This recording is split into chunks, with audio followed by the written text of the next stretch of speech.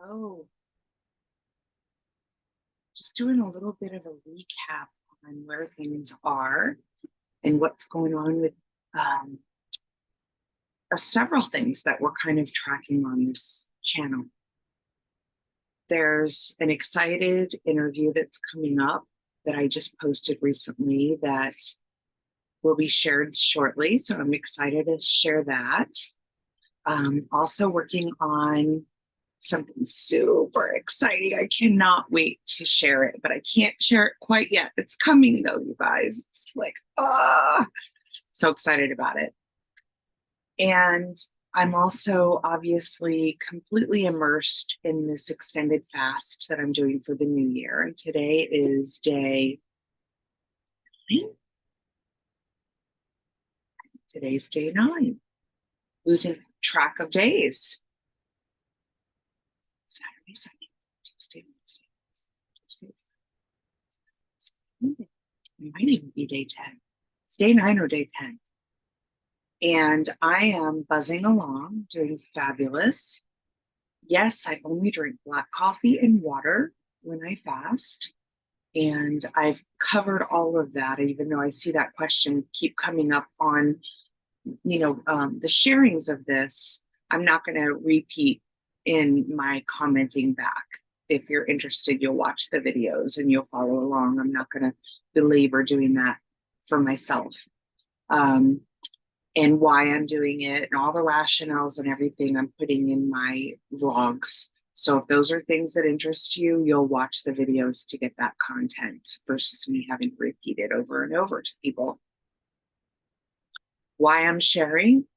Because so many people have expressed an interest in why I do this, and especially why I go into these bigger extended fasts. And they're very meaningful to me in this spiritual part of myself, but I didn't know that getting into this. It's started out for different reasons, and now it's come out in the forefront of why I continue to do it. And I'm obsessed and I love it. And I am my best version of myself when I'm in an extended fast. I'm clear. I'm able to see. Everything is, it's like a bird's eye view. I feel like I'm above everything and I have a bigger filter and a bigger perspective because there's no churning going on because the mind is settled down enough into the fast and into all of the pain points. I need food. I need this. I need that. All of those things that are trying to matriculate and get attention have settled down. They've just become part of the noise that's in the background that I just pay no mind to. And that's more of what I wanted to cover today. For people who are following along, who have stayed with me through the Talking to the Dead series, and who've stayed with me through the Breathe series, this particular video will make sense. For those who are seeing this for the first time, it may not resonate. So I highly recommend you back up and you go to the Talking to the Dead series and then the Breathe and then come back to this. And it will make far more sense, I assure you. For those of you who are truly here in the way that I just mentioned, talking about being in a simulator and that this whole experience, that this avatar, the story of Kelly speaks to, is part of this grand simulation. And this avatar is having this apparent experience. What starts to happen is every concept and belief you've ever held on to has to fall away here. Because as soon as you really, truly, without any manipulation of this experiential awareness, recognize that you are not this body, you then must allow everything that ties or tethers to that to also let go. They are not this body. This is not this experience. This is not happening to anyone. This is not happening to this one. Everything that clasped to keep that construct of this one story of Kelly going must fall away. And that isn't going to happen in one fell swoop. It is a subtle erosion that takes place. And it feels as though each morning that the avatar arises to the dreamscape and takes that first breath of the morning with gratitude and says, show me the magic of the day, we seem to be picking up in a time-space continuum of where we seem to have thought to have left off when we fell asleep last night. But challenge yourself a little bit in this. And I know that even to be true. I went to bed thinking these thoughts.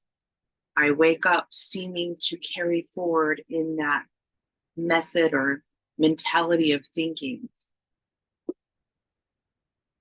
But that narrative may have shifted in the time that we went into that unconscious state or that sleep state. And some huge, subtle nuances probably shifted. So think of it like your computer. You plug it in and you go to sleep, and your iPhone gets downloads while you're sleeping, and you wake up and it says, I need a new password to get into this phone now because we've made updates. And you don't think twice about it. Okay, here's my password. Now I'm in. Ooh, what new emojis did I get? Ooh, how did they improve my Gmail? Oh, is my Safari operating better? Did they debug that silly thing in iMessage? We don't question these things. We just see that some operator on some other side of this equation made these adjustments, and we just welcome them. Thank you for the downloads. Or, I don't really want that download. I'm not going to do the upgrade right now. Seems to be the way of it. Why are we so willing to accept that about our technology and not about how this computer program is operating in the bigger schematic of it all? We're so heck bent on being the controller of this. We're so heck bent on being the one that makes the decisions, calls the shots, builds the goals, checks off on the list. We're so hell bent on being that guy. But why? Has being that guy ever awarded you anything except suffering? Oh, you made a mistake. You glitched that. You offended them. You rushed in on that. You came in late on that. Ouch, ouch, ouch, and ouch. I seem to notice in the story of Kelly that as there's less need to invigorate what's happening in the dream by tethering to any of it, the flow of it coming to me is so much easier. The things I once called problems are bringing the solutions. The people I once thought were challenging are showing up more enriched and engaging than ever. The places where I used to feel unsupported, life lifts me up now. The places where I used to feel I needed to go, I should, I could, I would, the shoulda, woulda, couldas, they just aren't interesting anymore. When the phone rings and the invitation comes, I do a gentle pause.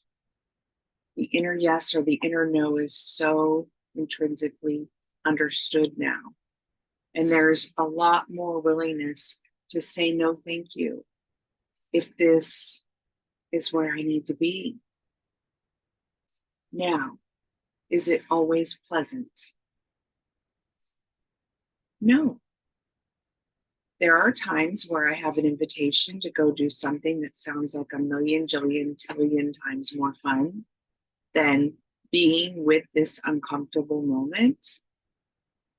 But I am so aware that if I go without clearing this uncomfortable moment, that experience will not be beautiful yet. It will be rushed or forced, or it will feel as though the mind is being called somewhere else, because it is. It is. The nuances and the narratives and the adjustments to the variances are always showing up right on time. My earnestness to meet that is my calling. It has nothing to do with the others, the other aspects in this play. Certainly they show up on time and in the right ways, but there's also this ability to know and feel intrinsically when that's the truth versus something being manipulated or forced.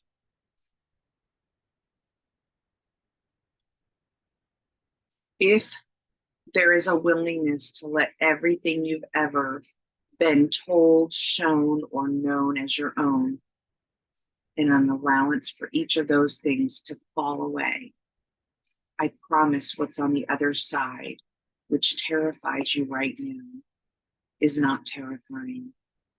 If I let go of everything that's in this hole that I, as Alice, am falling down trying to grab, the tables and the chairs and the things that Alice, falling down the hole, kept grabbing onto, and each of them falling away, as I get more comfortable with that falling away process, and I just go with the flow of the going down, down, down, I know that I'm being carried.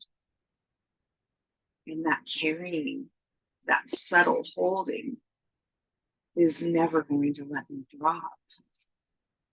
There's no falling to a depth. You see, that thing that I feared for so long, I no longer fear. So the free falling is no longer terrifying, and the things that are coming into the experience are just as they're needed. Breathe and do not resist. The rest is being taken care of. And it's flowing right in here, into the center of this space that swirls with intuition and infinite knowledge and the ability to tap into everything that's always been right here, because nothing else is being tethered to. It's just a space of pure clarity, boundless love, and awareness that is always, always available right here and right now. Absolutely, there seem to be things that we can do to support this. We want to call them free will activities again, or dogmas, or tools, or skills, and all of these things are just more things being tethered to. I can't know that I've had this skill for X number of years. That's fallen away. What's needed right now is right here. That's all I need to know. I don't need to tie it to some past or some future or something I'm working towards. Just this is enough to support everything that's needed. This. And need is even a word to be challenged with. This need expresses some desire or some outcome, and there just isn't that anymore. There's just an appreciation of this as it is. Sweet nectar right here. Biting into that juicy mango right here. Just as I say that, I'm experiencing it. My salivatory glands start to taste it, feel it. Feel the sensation of that mango that's not here, but is here. It's incredible, the magic and wonder of all of this. Yes, reality is all but an illusion, but a very, very convincing one. It takes a willingness to keep inquiring on this next moment. Can I know you to be true? I've yet to find one that I can know to be true. And I love that. That to me is freedom. That to me is liberation. And that to me is peaceful. The only thing we can know is that we can't know anything at all.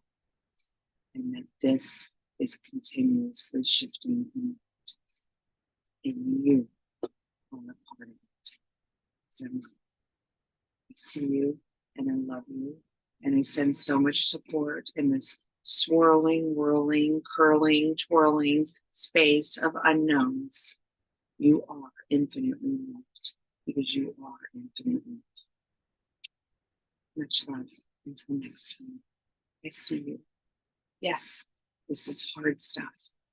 But what we used to do, way harder. Keep going. Keep letting it take you. Keep giving yourself over to it. It just gets better and better and better. Much love. Until next time.